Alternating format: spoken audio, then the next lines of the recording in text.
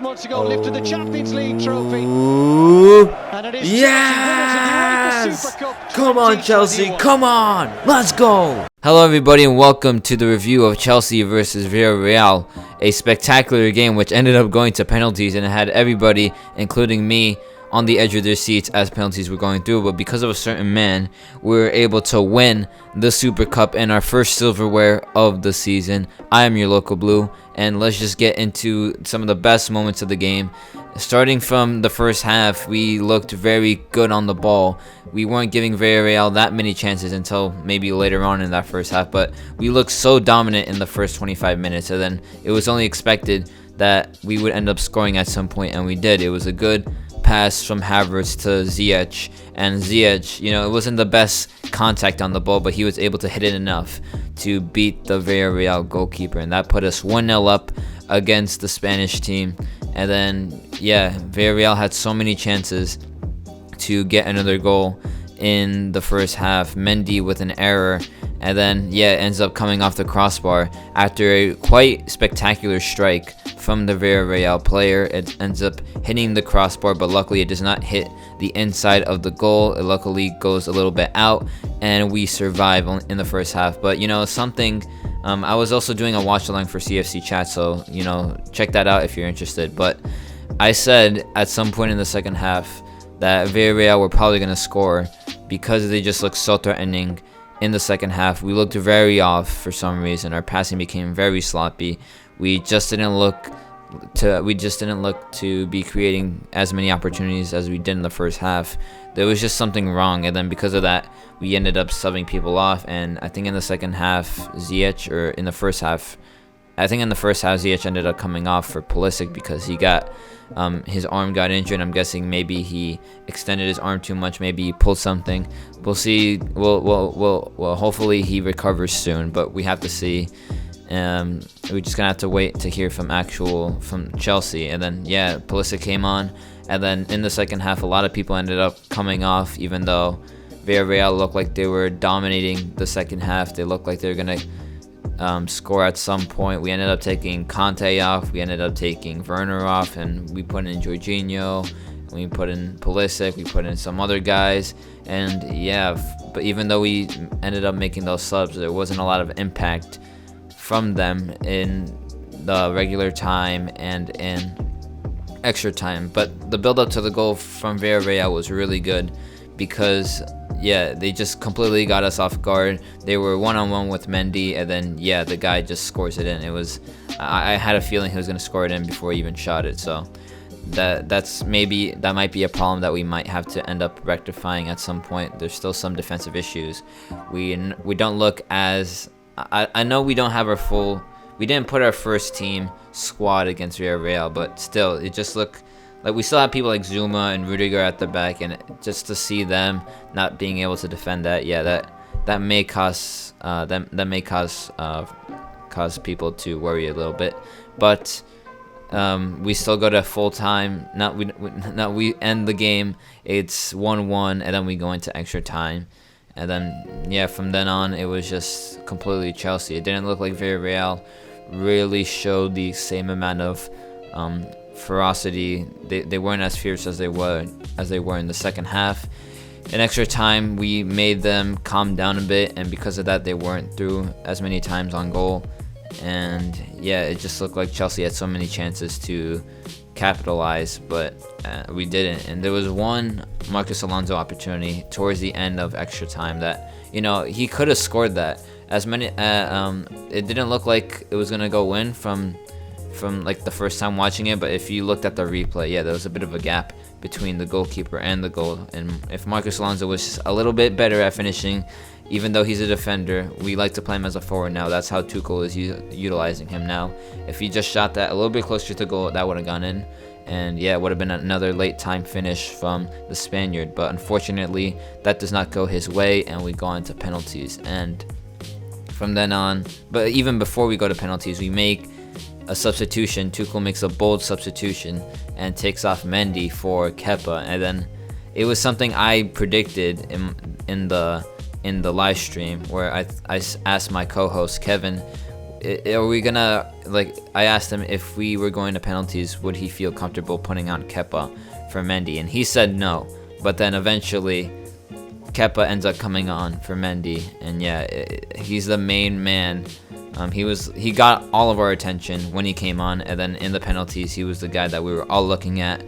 And then penalties, yeah, what else could you expect? It's either you score, you miss, the goalkeeper blocks it, or misses it. Yeah, Havertz is the first one to take the first penalty, and he ends up, missing, unfortunately. I think many people were expecting Havertz to score, like, above everyone else, but he is the first one to go. He misses.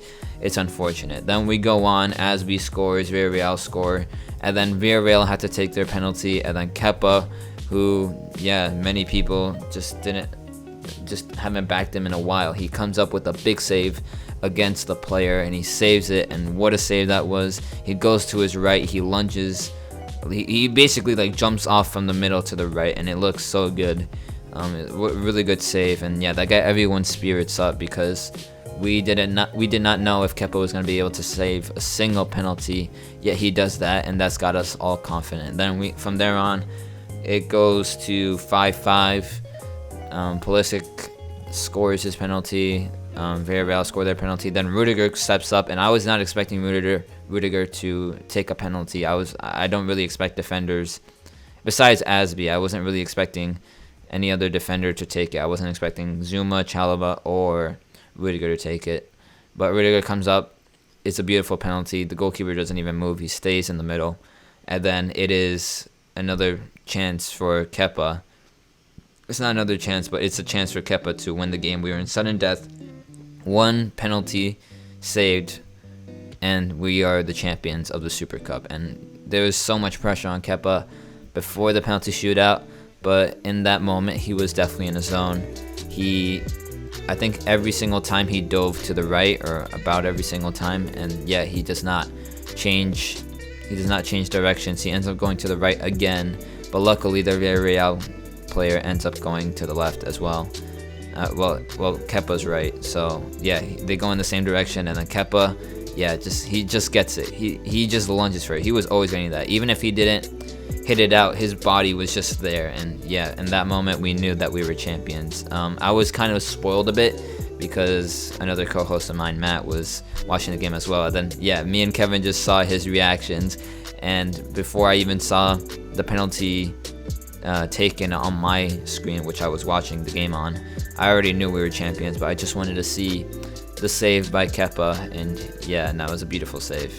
And that's basically how that game went. So what else? What? Like we won another European trophy, and that is just something to, as Chelsea fans, to be proud of.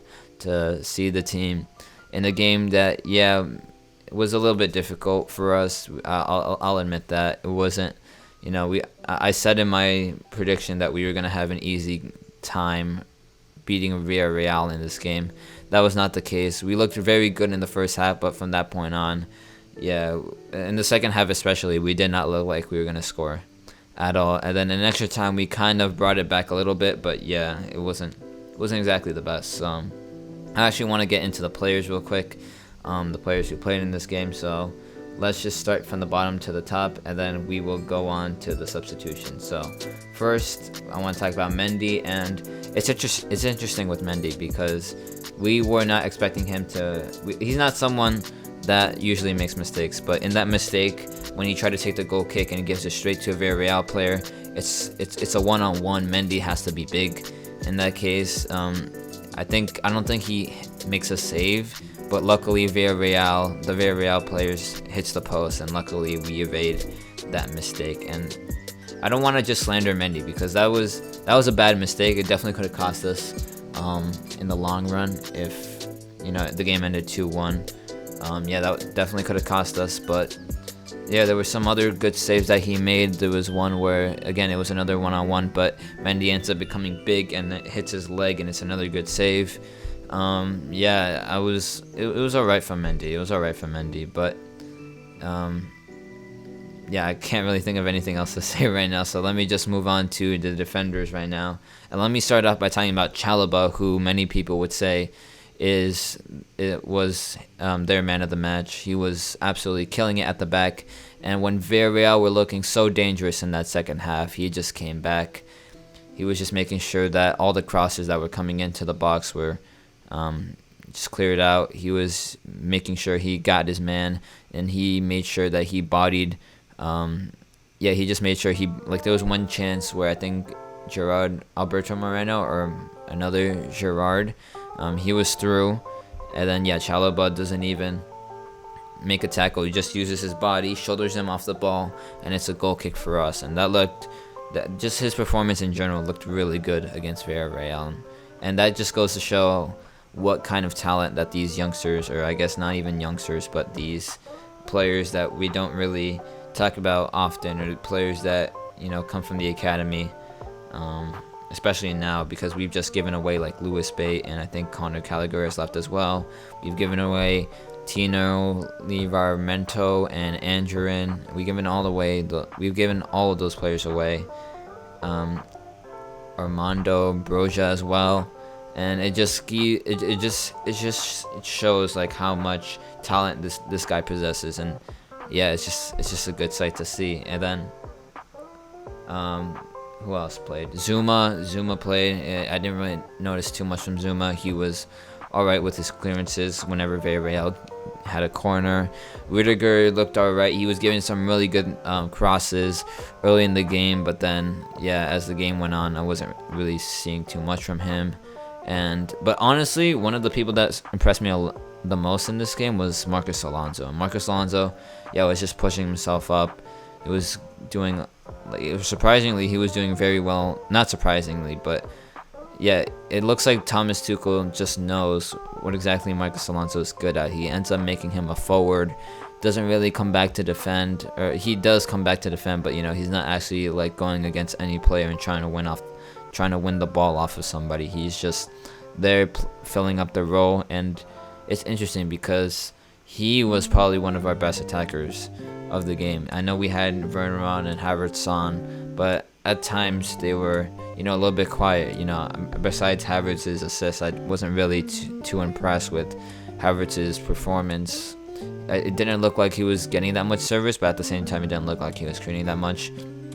Timo was again making runs, and that was really about as much as he did. There were definitely times where he could have passed it earlier. There were definitely times he could have created more, but unfortunately that did not end up being the case. But Alonso was really good. He was crossing it a lot. He was taking people down not taking people down because he's not that fast, but he was just getting the ball in the flanks, and he was making himself available when he could. Unfortunately, you can see that he's not that fast because Havertz tries to put a through ball in for Alonso, and Alonso is just miles away from the ball, and then it goes out for a very real goal kick. But we will see how exactly Thomas Tuchel will employ Alonso into this team in the future. Hudson-Odoi wasn't really right wing back. When Hudson-Odoi is playing as a right wing back, it is not his suitable position. It is just not right. Doesn't sit right with people because he just ends up running down the flank, but then because he is so fast, because he is so skillful, Villareal are just making sure they can't let Chel.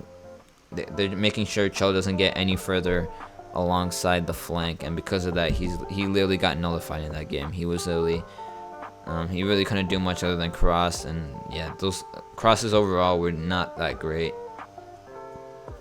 And I wasn't really impressed with Hudson-Odoi that much. Kovacic and Conte. Kovacic is good in the first half, but then he got worse as the game went on. I'm surprised he wasn't subbed off for Jorginho, but Conte was the one who ended up leaving. Conte had an alright game. I feel like he was just going into the game, but then he ends up coming off for Jorginho, and then Jorginho, didn't really do much. I feel like all of our subs didn't really do much, including Pulisic and Christensen. Even though Christensen was playing as center back, he didn't really have to do much, so I can't really blame him for that. And then who else? Asby also came on for Hudson-Odoi.